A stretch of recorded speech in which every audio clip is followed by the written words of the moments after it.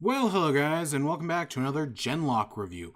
In this episode, we're taking a look at Season 1, Episode 2, There's Always Tomorrow. So I said in the first episode, right, it's a lot of introduction, we've got some cool fight scenes, we're seeing some robots, right? That's the whole point, right? It's to say like, oh, this is cool. And my hope was that the second episode was going to slow us down, take its time, spend some more time with our characters.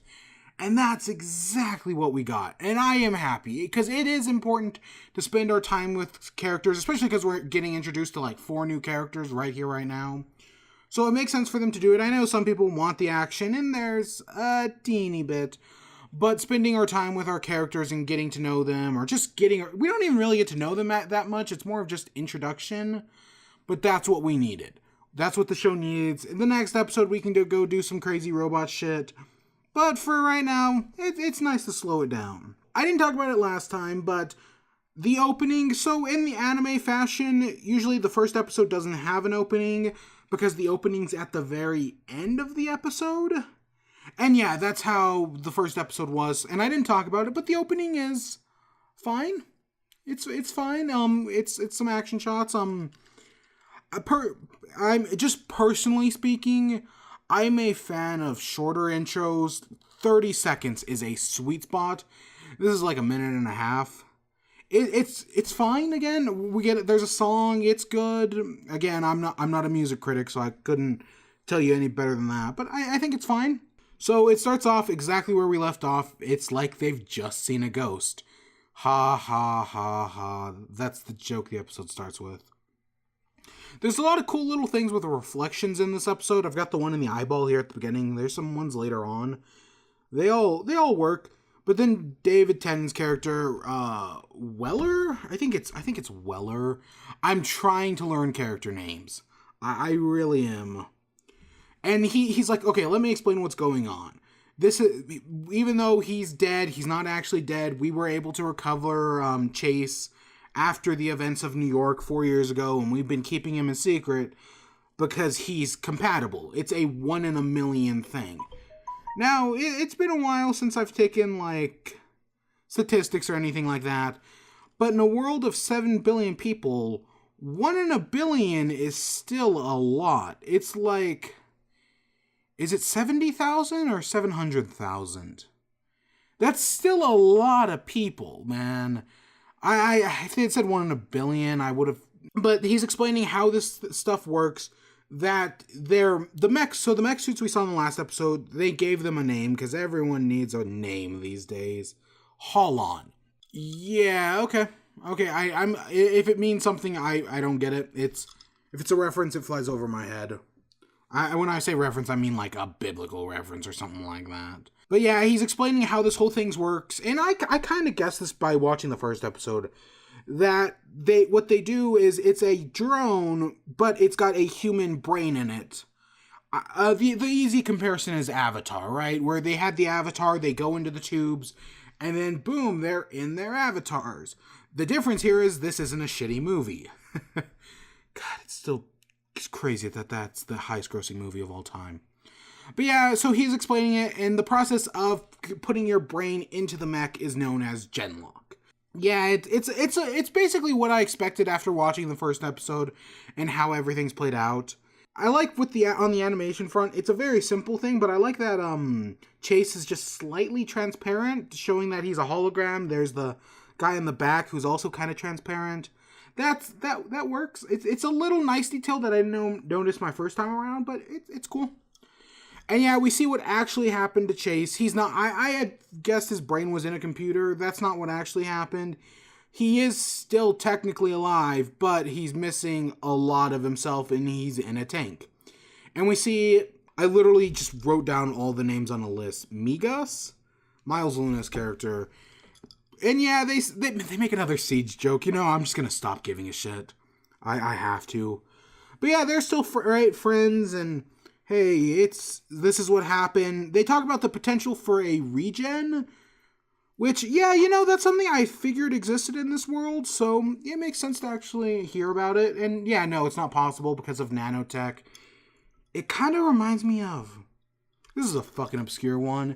Is it Rise of Arsenal? It's a comic where he loses his arm to, I want to say, Prometheus, and they can't give him a new arm, a robotic arm, because of the nanotech. That's a fucking obscure one. But then David Tennant comes in and explains how it works, why they rescued him, because again, he's that 1 in a million. Plus, he also has combat training, which is kind of rare. David Tennant, I might as well say here right now, he's throughout this entire episode. He's our main link. He is fucking great. David Tennant does an amazing job. Half the credit to the writing staff, half the credit to David Tennant himself. Great actor, great voice actor. He does a fantastic job here. You know, mad scientist characters can be hit or miss. For every good one, you've got like a Roland Emmerich one. He's one of the good ones, though. His delivery it's quirky, but it's not mad. But they explained to Migas that he's going to be the head of Skell maintenance, so that's what he's in charge of now, which I'm expecting us to spend like one episode apiece with each of these different characters and different parts of the supporting cast, while also meeting our main cast in our 5-man band, who we get introduced shortly after this. And it's our Burger King Kid Club of Accents. You've got, let's see, I wrote down names. Macy Williams as Cammy McLeod, Scottish, and so she's our Scottish accent. Koichi Yamadera as Kaze Ida, who is, they don't actually say, but because he never actually speaks English, which, yeah, you know, I like when the shows are willing to take that risk and have a foreigner who actually just speaks foreign the entire time. So that's cool, and yeah, I'm assuming just because this is heavily inspired by anime that he is Japanese. I have no reason not to believe that. You have Asia Kate Dillon as Valentina Romanishin? I think that's how you say it. Or she's our Russian accent. Or, God, it's probably something else like Ukraine or Belarus. I don't know. They don't actually say. This is just me assuming. And then you've got Robert Sinclair, voiced by Blaine Gibson, one of the few, much like Miles, one of the few I actually recognized. And he's the American accent. But yeah, these are our Burger King Kids Club. These are all our different characters who we will be spending. This is our 5-man band. We don't really know nothing about them in this instant. And I wouldn't expect to know. This is just our introduction to them. We're probably going to spend an episode each, which each one of these characters developing themselves. So yeah, and they just get an introduction quick. We don't really know what's going on. They're still new to this thing. They're not actually like done with their trial yet. They're in the final stages. But hey, suit up. Let's do some Genlock shit. Which is, that's not what we're getting. We get a scene of Chase and Worth. Miranda Worth is, yeah, that's her. And yeah, it's a quick little interaction. You know, on one hand, I could have done without it, but on the other hand, I'm happy it's here, but that they don't really do anything. It's real quick. It's, oh, how could you have let us on that you were dead for 4 years? She's changed. Things have changed. That's it. That's the entire scene, but that's all we needed. We didn't need to know any great thing about it. We just needed that. So we see our I keep calling them the Burger King Kids Club because, oh, it's one of each group, right? It's normally the joke about diversity that, oh, you need one of each token. And that's technically not what we have here, I'll admit, which is fine. I do like diversity. At the same time, forcing diversity is a bad thing, and artists should just have the right to make whatever show they want to. So even though I'm joking by calling them the Burger King's Kids Club, I'm not actually trying to like force diversity or anything. What they do here is fine. But yeah, they're waiting for the doctor to come in, and then guards bust in. It's like, one of you's a Union spy. Madrani thinks it's her because she's ex-Union, giving little hints of character. Really, this right now their characters are admittedly all just surface level. All 5 of them right here. Well, 4. And yeah, it's what I expect for a first episode. We'll spend time with each of them. So the traitor is Sinclair, or Blaine. It's just Blaine, let's be real here. Which is not what I expected. That one admittedly did catch me off guard. Both in the fact that I did not see it coming, and that it's happening so quickly. This is the second episode. To see a traitor come in so fast is not at all what I expected. I expected them to take their time. Usually finding out there's a traitor in your midst is like a season 1 finale kind of thing. I'm thinking of spoilers, I guess. Does anyone give a shit? Agents of S.H.I.E.L.D. Just off the top of my head. So yeah, I did not expect it. And yeah, it's interesting to see because, again, we can't just do all talking. This is still an action show at the end of the day, so we do need a little bit of it. And we get this fight scene. Well, we still know nothing about our characters. We get a little... Combat is a great way to, like, show character differences. We see that, Cammy's the hacker. So she's the smart... In our 5-man band, she's the smart one. The Ida is... He goes and rushes in, fails because mech suit, power suit, right? He's presumably our muscle. Valentina does some knife throwing, so that makes her the other one. I don't know. She could be a Lancer, but I also think Madrani's a Lancer. Unless... I don't know. There could be 2 muscles. I don't know. We will see again. 5-man band dynamic. They will eventually establish it. But yeah, we get a quick scene. Madrani and Sinclair fight. And eventually, Michael B. Jordan's character is able to come in and interrupt them. And he's able to capture Weller. Okay, so we got the hostage situation. And we know, from an audience perspective, we know exactly why he's in here. Yeah, he wants the Genlock, which, okay... His plan is flawed, and we'll get to that in a minute. But he goes down to the lab. We see Worth is also there, and she wants to see Michael B. Jordan, but she's hesitant. I get it. I totally get it.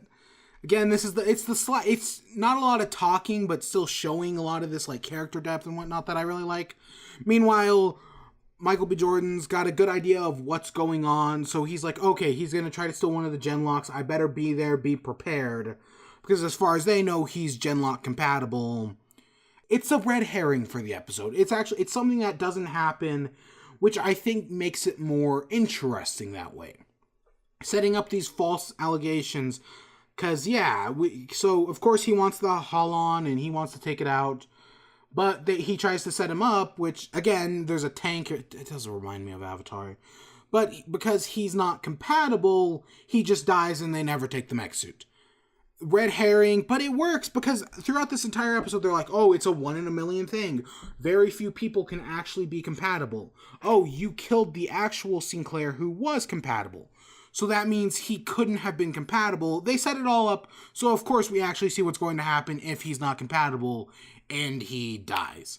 Yeah, no, that's a good way of resolving his conflicts, because I will admit his plan is flawed. Because did he just plan on stealing one of the mechs and running out with it? They still have his body, and is he just going to try to get his body back, right? There must have been some failsafe there. His plan was inherently flawed, but that's kind of the point. But it's also to show that, hey, nothing's perfect, but that they need to get a move on this. Because the enemy does know that Holons exist now and that there is tension here. And then it ends on a joke of, oh, after we see him die, who's next? And yeah, that's where the episode ends. Again, it's a lot slower of an episode. There's a lot more talking here. There's a bunch of bits I skipped over, especially the fight scene. But yeah, this is exactly what I wanted from the second episode. The next episode, I'm expecting a training montage. Just taking a guess. But yeah, our new characters, we know very little about. Of course, I do want to see more of them. And the fact that I do is a good sign, because even though right now they're all just shallow accents with maybe like one character trait, I'm trying to force them onto the 5-man band dynamic. And we'll see how well that holds up. Because, I may, the way I'm talking about it, Burger King Kids Club, 5-man band, it seems negative. But I actually really like 5-man bands. They're a lot of fun. It gives a lot of great character interaction, but it's just a template. You have to do something interesting with it. And that's what makes me want to see more, is that my hope that they will do something interesting with it. They have the shallow kiddie pool stuff done. Now they can do the interesting stuff from here, establish the characters. I mean, we're already kind of seeing that with Madrani and her whole she once was a union. It's kind of cliche, but hey, at least it's a start. But yeah, I hope you all enjoyed. Stay tuned for more. Until next time, peace.